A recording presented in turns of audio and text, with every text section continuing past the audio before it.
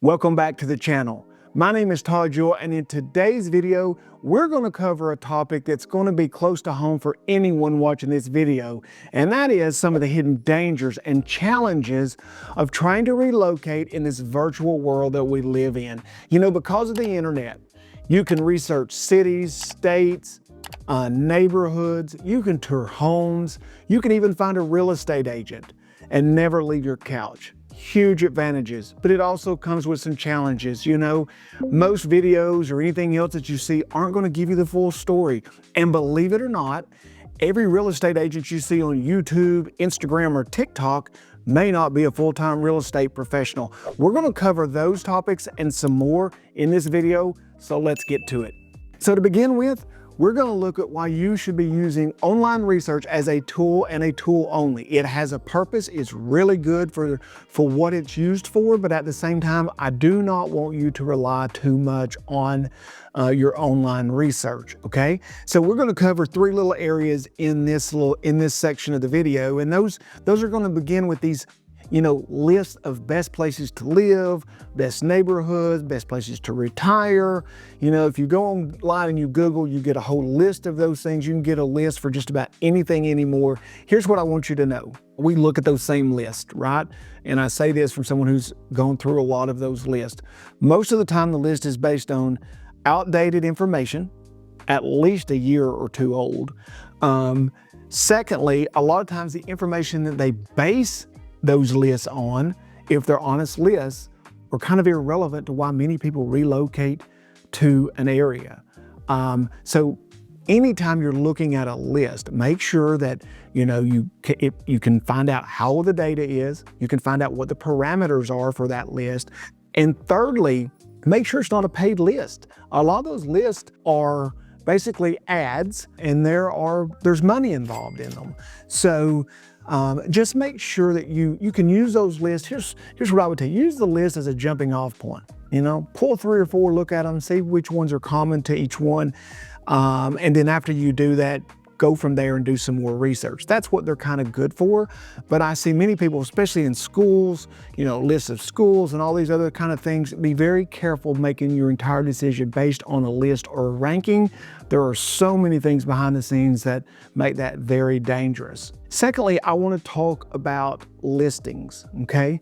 So many of you, when we first talked to you, I know you're sitting at home, you're looking at listings. That's smart to do. You pull up the areas, get a feel for what you get for your money, what the market is in our area. Let's say here in Knoxville, if this is where you're relocating to. And you favored a few of them, whether you're using Zillow, Redfin, Realtor.com, it doesn't really matter. They all pull from the same information. Some just do it a little better, more accurate than others, but it doesn't really matter which site you're using. But when you're looking at those sites, just understand something. One, you don't yet know the area. If there's an area where you keep finding homes that are priced less than most of the other areas, there's probably a reason. Understand that when you're looking at the pictures on a listing will never tell the whole story. Okay, most of the time they're going to make the home look much better than it is in person. That's the listing agent's job, right? To put the home out there in its best light. Sometimes if the agent doesn't do their job and hire professional photographers, the house actually looks worse than it is in person. If they're using the iPhone to do the pictures. And so you really just have to use those as a rule of thumb. Location is going to be more important than pictures when it comes to price and how the home's going to live. But I don't want you relying too much just on the photography. I also want to give you a little piece of advice, whether you're working with us or not. Anytime you're looking at a listing online, a listing that you're getting from a Zillow, so it's actively listed, make sure and look at what you don't see. If you look at a picture and it won't show you what's across the road, if you look at the backyard or it doesn't show you the backyard, or the picture of the backyard is basically just a picture of the back of the house, but you don't see what's in the backyard, it's probably because there isn't much of a backyard, or there's something behind the home that doesn't make it very appealing. If there's something across the street, do you have an aerial in that listing of what's around the home currently? If you don't, probably a reason. We see this all the time. It can be actually frustrating for buyer's agents, and any buyer's agent watching this will probably give a thumbs up to that, because you get to the listing and it really has nothing to do.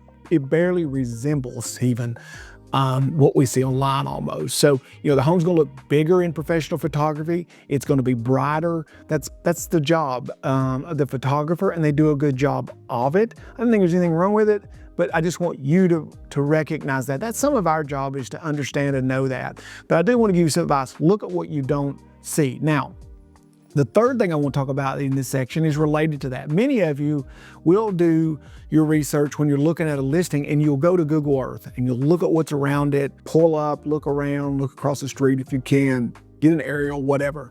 That's great to do. Okay, wonderful. Problem is, most of the time that's old pictures. So just once again, use that as a rule of thumb. If I looked at that and what I saw was appealing, and there wasn't homes all the way around it at the time, or there's land across the street or behind it or whatever, I would in my mind assume that to be best case, right? Now, if you're looking at something, there's homes all around it, those homes are probably still all around it. So that in that situation, that's great. What it may not show is the condition of those homes today. It may be old data. So I just want to caution you once again, great tool. And if you don't use that, it's smart to do, kind of get a feel for the area. At the same time, once again, as a tool. Just don't overly rely on this online research, okay? That's the key, is that you use this online research as a tool, and it's fantastic. I think YouTube, which I didn't talk about in this section, is a great tool. Just don't over rely on it, right? A lot of people do a good job of showing you videos of the area. Go out, do research. I tell folks that work with us all the time, look at everybody's YouTube channel.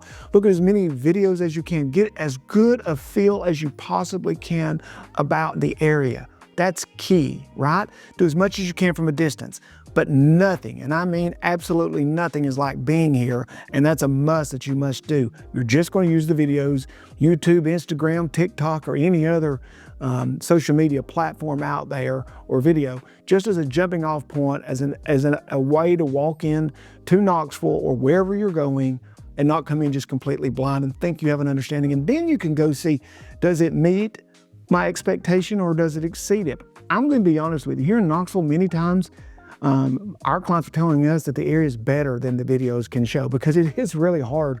Anybody's doing this to show you some of the beauty of the area and to get you a true feel for the area. So anyhow, just use those as a tool. Don't overly rely on them. Now, next, I want to look at real estate agents online. And this isn't just a self-serving section of this video, but it is an area that is concerning to me as an old broker. And so I want to cover that, and we're going to do that here in this next section. I think YouTube, social media, all those things are fantastic for the real estate industry. I think they give you an opportunity to get to know me if you're considering moving here and considering who you want to work with. It's the reason that it's very, very important that on these videos, I'm just me, people who've worked with me will tell you when they meet me, no different in person than we are on the videos. It allows you to kind of hopefully get to know me if I'm being honest with myself. It's the reason Sydney's in a lot of our videos as well, because I want you to get to know her. But here's what I also want you to know. There are a lot of people, we're real estate agents. I've been a real estate agent for a very long time, who now just promotes myself and my area through YouTube to give information to people. But the reality of it is I'm not a YouTuber who uses real estate as my hook to generate leads and make money. There is a huge difference. Same thing applies to Instagram or TikTok or any other platform. When you're looking online, one, you want someone who you can resonate with. They make sense to you. You think you'd get along fine with them. And also that seems like they know what they're talking about to you. Not just someone who you like their videos or someone who shows you the most in their videos. You're looking for the person who you think can really help you relocate. Now, I'm going to try to help you discern a little bit in how to figure out if these are truly real estate agents or if they're just social media people or someone who's using that platform, whatever it is, as a lead generating tool. And here's what I mean by lead generating tool. These videos obviously generate leads for us. A lot of you reach out to us because of these videos. So we all do that. The difference is this: we love working with people and buyers, right?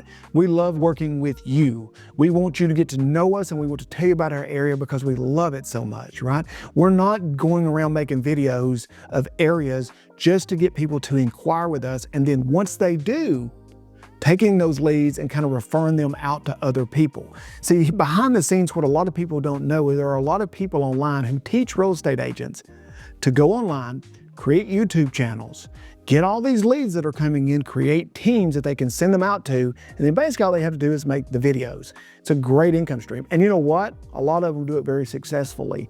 But here's the problem with that, or at least the problem with that for me, is being a broker, like I've been for years, I am more concerned about the experience of the client, and I don't think that lends itself to a very good experience for the client. I think you have to be very careful about how large the team is, and it's okay if it's a big team. I don't mean that, but how do they send you out as a lead? How do they determine who you work with? Those things are very important. Those are questions when you're talking to someone, you inquire with them from the videos, and there's nothing wrong with doing that.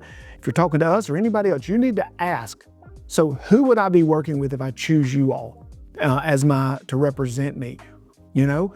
And if it's someone on the team, fine. But do you get the opportunity to meet that person? Do you get the opportunity to make sure you're comfortable working with that person, or say you want to work with someone else?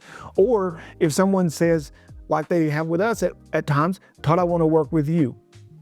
Okay, then that's what you're going to do, you know?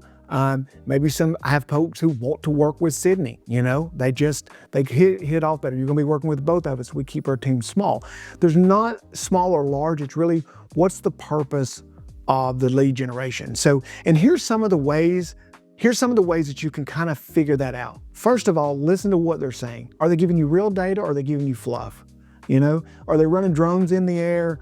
And showing you areas, and that's all great, but do they really know, understand, and how to talk about the real estate in the area?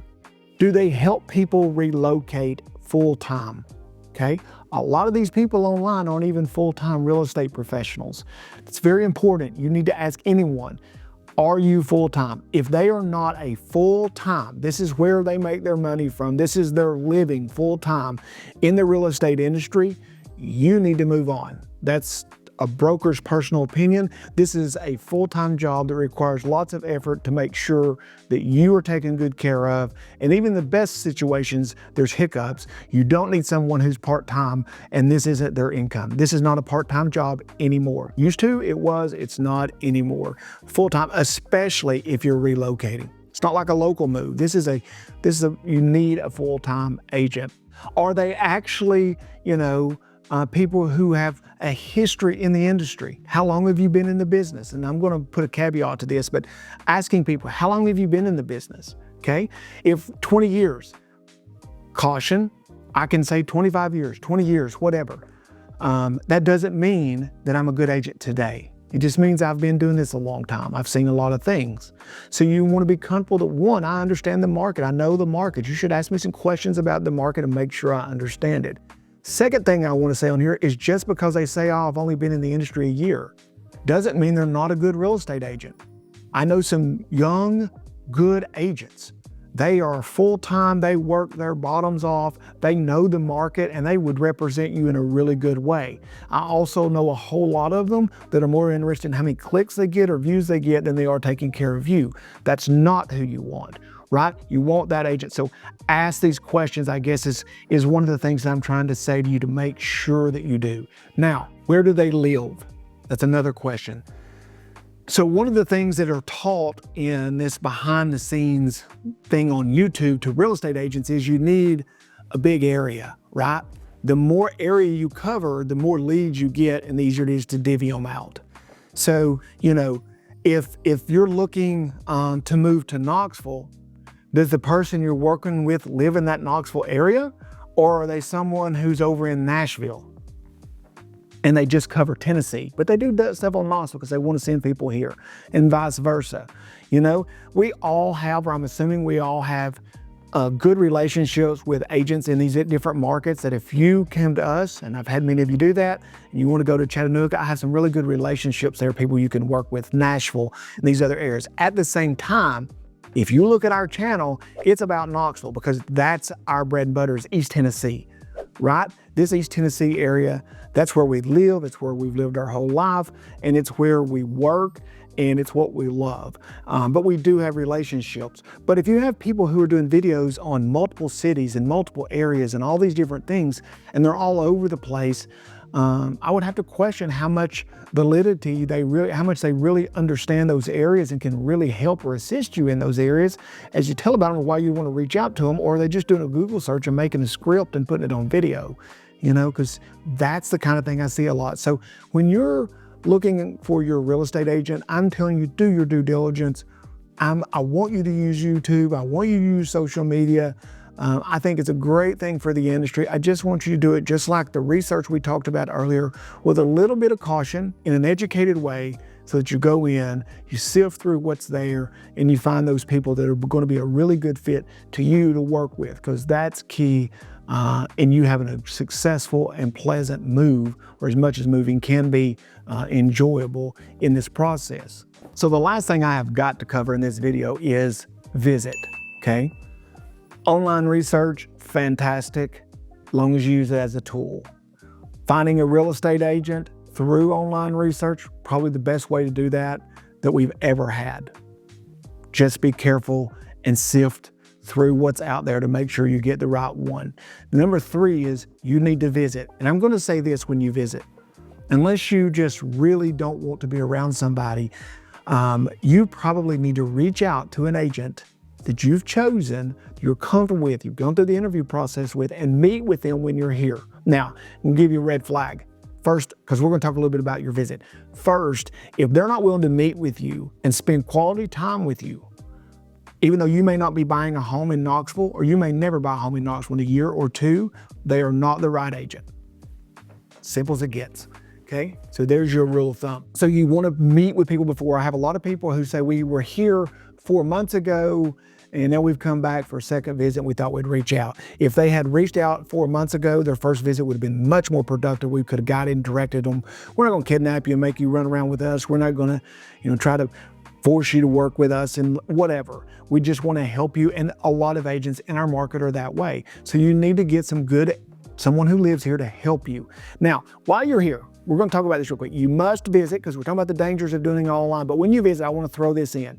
While you're here, do a few things, such as drive around neighborhoods and main thoroughfares at busy times of day to see what your commute would be like. If you have kids and you think you wanna be in an area, find out where the schools are that they would probably be going to, and then see what the traffic's like from different areas. I tell people this all the time. If you want to get a feel for the area, go walk through the grocery stores. How do people treat you, right?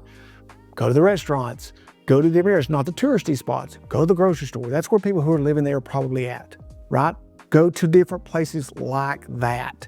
If you do that, you'll just get a feel for the area. Coffee shops a lot of times, in and out of those. We meet people at K-Brew all the time. But there are a lot of local folks there. You'll get a feel for the area.